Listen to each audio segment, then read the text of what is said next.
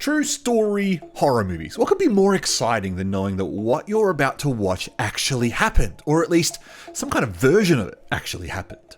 This is one of those movies where you know someone found out what happened to the real-life Ayu and Sardi and thought it would be better suited as a full-length movie rather than a long YouTube video or a series of podcasts.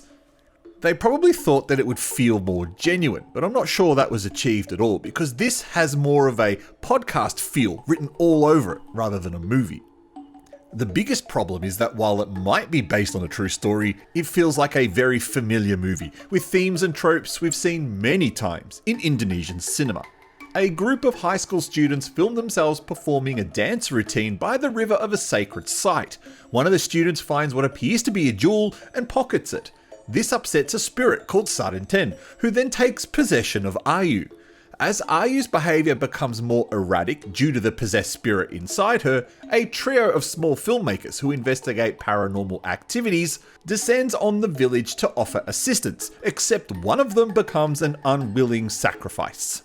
On top of not liking vampire movies, I don't like possession films either, and that usually comes down to how ridiculous the possessions end up looking in the final product of the film.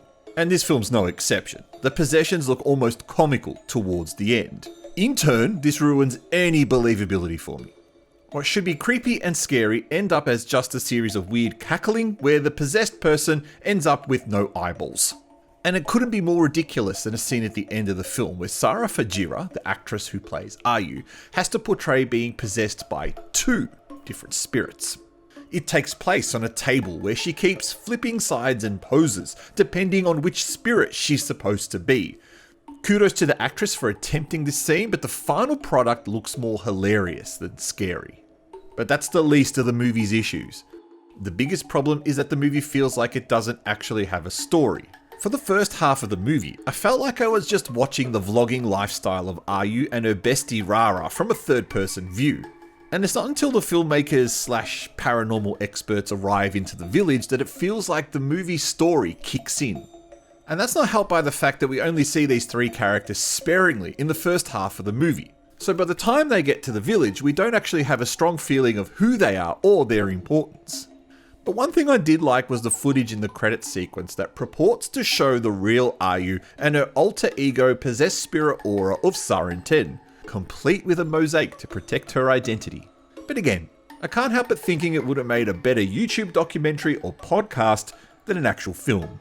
I think possession movies are hard to get right, and this movie did a lot of things wrong.